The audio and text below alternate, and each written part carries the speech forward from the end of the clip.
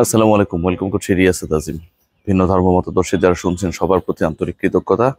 আমাদের সবার প্রিয় তামিম ইকবাল খান জীবন মৃত্যু সন্ধিক্ষণে। এই মুহূর্তে তিনি সাভারের একটি হাসপাতালে লাইফ সাপোর্টে রয়েছেন।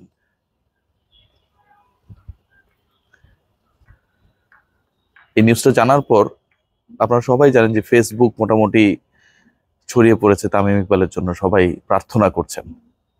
সাকিব আল হাসানের জন্মদিনে তার বন্ধু তামিম ইকবাল এমন একটা অবস্থায় যেন পৃথিবী ছেড়ে চলে যেতে চাইছেন।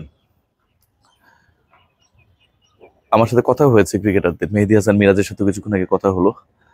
মিরাজ আমাকে যেটা জানিয়েছে যে অবস্থা একদম ভালো না, ম্যাসিভ হার্ট অ্যাটাক যেটাকে বলে আসলে।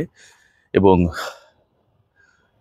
মাঠে যারা তারা ছিলেন তারা কেউ এক্সপেক্ট করেননি যে এরকম একটা ঘটনা ঘটবে। আমি আসলে কথা বলার অবস্থায় খুব বেশি নেই। বিকেএসপির ম্যাচগুলো রমজান মাসে হওয়ার কারণে অ্যাভয়েড করি। লাস্ট দুদিন আগেও তামিমের সাথে আমার কথা হচ্ছিল, কোন একটা বিষয়ে আমাদের কথা হচ্ছিল। আমি কল রিসিভ করতে পারি নাই, পরে আমি তামিমকে ব্যাক করলাম। অনেকক্ষণ কথা হলো, তার দুদিন আগে অনেকক্ষণ কথা হলো। And it's all about cricket.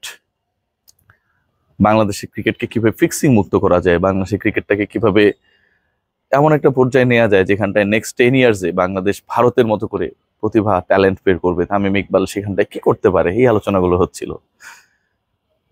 সেই মানুষটা এই মুহূর্তে জানে না আসলে তার কি অবস্থা, তার সেই জ্ঞানটুকু নেই। লাইফ সাপোর্ট বলতে আমরা কি বুঝি ভাবতে পারেন। তার থেকেও বড় ব্যাপার, হেলিকপ্টারে করে তামিম ইকবালকে ক্যারি করার অবস্থা ছিল না। আমি না মানতে পারছি না, তামিম ইকবালকে হেলিকপ্টারে করে ক্যারি করার অবস্থা ছিল না। দ্রুত অ্যাম্বুলেন্সে করে স্থানীয় হাসপাতালে ভর্তি করা হয়েছে।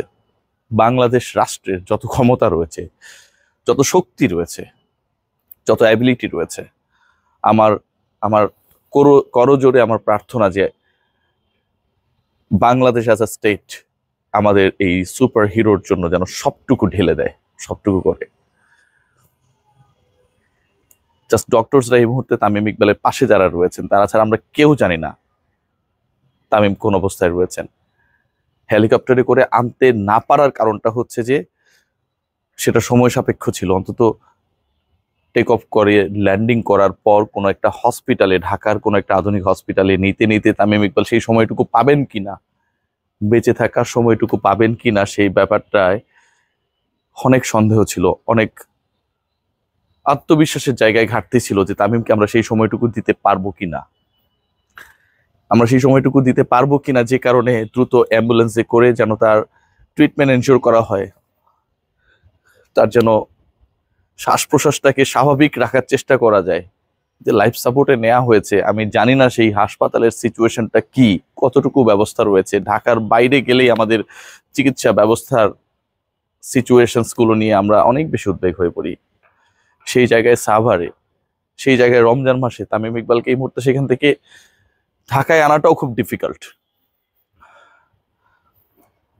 বাংলাদেশ রাষ্ট্রের যতটুকু ক্ষমতা রয়েছে আমরা সবাই তামিমের জন্য প্রে করি যে রমজান মাস না, আমি যদি একটা পুণ্য করে থাকি আমার জীবনে, সেই পুণ্যের বিনিময়ে আমি আমার জন্য কিছু চাই না, আমি চাই তামিম ইকবাল ফিরে আসুক।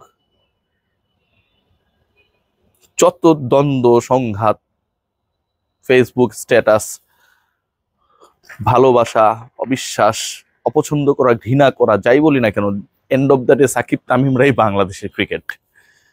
সাকিব বাংলাদেশে নেই, তামিম পুরো পৃথিবী থেকেই চলে যেতে চাইছেন ভাই। আমি আসলে খুব বেশি কথা বলার অবস্থায় নাই। আপনারা সবাই তামিমের জন্য দোয়া করবেন, অনেক বেশি দোয়া করবেন। আমরা চাই তামিম ইকবাল দ্রুত আমাদের মধ্যে ফিরে আসুক। আমি সব আপডেটগুলো আপনাদেরকে দেওয়ার চেষ্টা করব। মেন্টালি আমি একদমই ভালো অবস্থায় নেই, নিশ্চয়ই আপনারা সবাই জানেন কেন এভাবে বলছি। আমি সেই কনফিডেন্সের জায়গা থেকে আসলে কথা বলতে পারছি না। আমি জানি না যে তামিম ইকবালকে নেক্সট আমি যখন কলটা করব, সেই কলটা কবে করতে পারবো। কখনো তামিম আমাকে খুঁজবে, আমাকে বলবে কি ভাই আপনি কই থাকেন, ফোন ধরেন না কেন, এই কথাটা আমি কবে শুনতে পারবো আমি জানি না। বাট শুনতে চাই তামিম, খুব দ্রুত শুনতে চাই, খুব দ্রুত শুনতে চাই। দ্রুত ফিরে আসুন আমাদের মাঝে, দ্রুত সুস্থ হন। সবাই ভালো থাকবেন।